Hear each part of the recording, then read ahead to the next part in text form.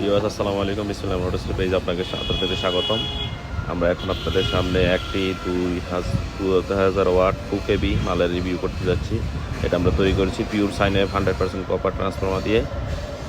এমনকি আপনারা দেখতে পাচ্ছেন যে ভালো ভালো কোয়ালিটির মালগুলো আমরা তৈরি করে থাকি, সারা বাংলাদেশে আমরা কুরিয়ার করে থাকি। যাদের এই যে দেখেন, আমরা এখন লোড দিয়েছি মালটা, ভোল্টেজ আউটপুট 230 দিয়েছি, এখানে 30-29-এর মধ্যে থাকবে। আমরা যদি লোড দিই, এখানে দেখেন 400 অলরেডি লোড দিছি, ভোল্ট ঠিকই 229, 28-29 এর মধ্যে 600, 800। আমরা টোটাল মালটাকে 1600 ওয়াট লোড দেবো।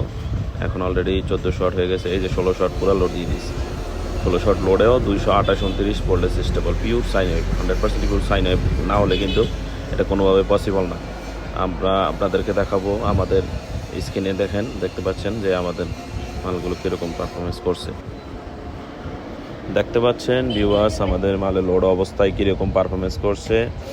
230 আমরা আউটপুট দিয়েছি, 1600 ওয়াট লোডও 229, 36 ওয়াট। দেখতে পাচ্ছেন 36 অ্যাম্পিয়ার টানছে অলরেডি। আমরা এমনও দেখেছি যে অনেকের মাল 400 ওয়াটে 100 অ্যাম্পিয়ার টানে। তো আমাদের মাল ব্যাটারি ভোল্ট অনেক কম লস করবে, আউটপুট খুব ভালো দেবে। এইভাবে আমরা তৈরি করেছি। আর 100% কপার দিয়েছি, এই কারণে মালের ওভার হিটিং হবে না এবং মাল লং লাস্টিং করবে। ঠিক আছে, 1600 ওয়াট লোডও আমাদের 229 ভোল্ট আউটপুট থাকবে। দেখতে ইউএস 229-28-এর মধ্যে থাকবে। সর্বোচ্চ 1-2 ভোল্ট এদিক ওদিক হবে, কিন্তু 10 ভোল্ট 20 ভোল্ট বা ইন্ডিয়ান যে লুমিনাস আছে, ইন্ডিয়ান যে আইপিএসগুলো আছে, এগুলোর মতো 30-40 ভোল্ট আউট বসবে না।